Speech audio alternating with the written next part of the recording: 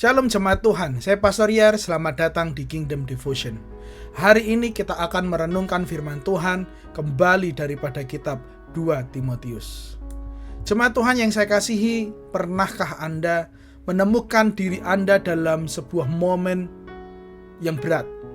Pernahkah Anda mengalami sebuah perjuangan berat dalam hidup Anda? Merasa seolah-olah beban hidup itu ada di pundak Anda. Di masa-masa yang sulit, mudah untuk kita merasa terisolasi dan kewalahan. Di masa-masa sulit, mudah kita untuk putus asa dan berkata, "Sudah, aku mau menyerah."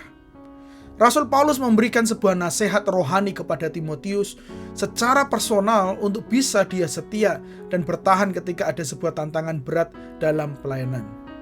Dan melalui ayat ini juga, biarlah kita bisa menjadi bertahan di tengah masa sulit, di tengah masa berat, sehingga kita tetap setia dalam perjalanan iman kita.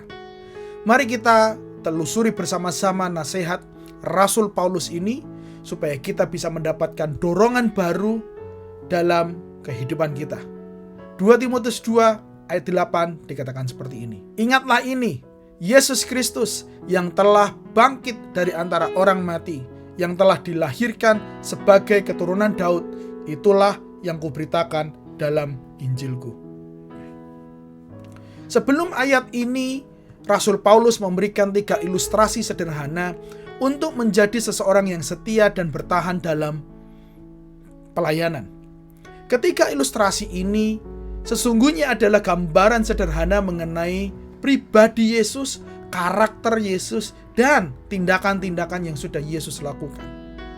Karena Rasul Paulus selalu mengajar dan memberitakan Injil yang berpusat kepada Yesus, maka dia bisa setia juga dalam pelayanannya.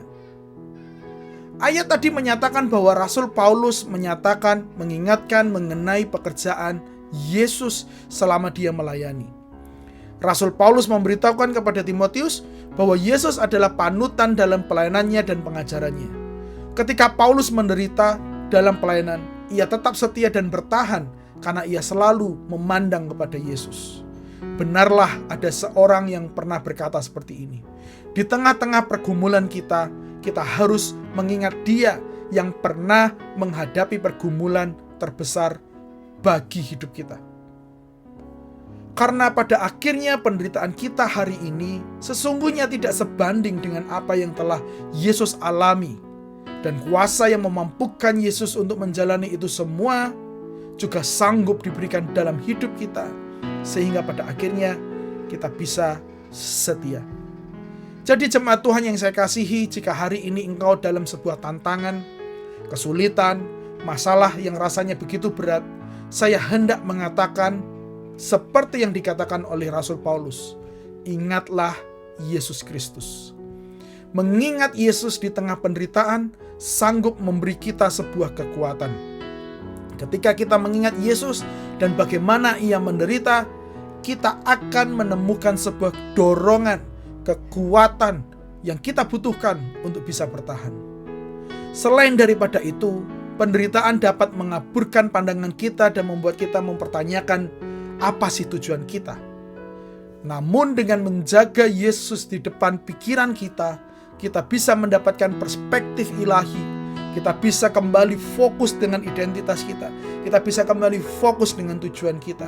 Dan kita tetap setia dalam perjalanan iman kita.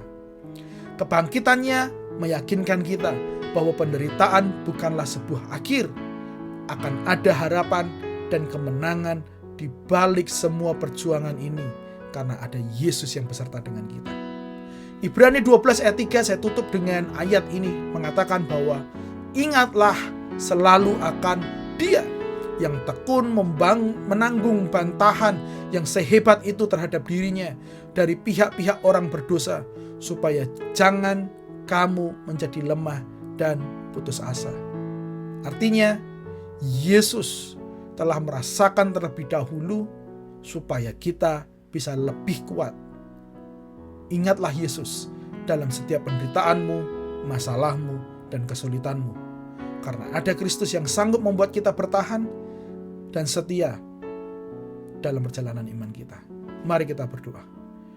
Bapa, kami ucap syukur pada hari ini telah didorong dan diingatkan bahwa sesungguhnya Engkau sanggup memberikan kami kekuatan, Engkau sanggup memberikan kami ketahanan, sehingga ketika kami berada di masa yang sulit, kami bisa keluar, kami bisa dikuatkan, kami bisa terus menjalani perjalanan iman kami, sehingga kami bisa menerima mahkota itu pada akhirnya.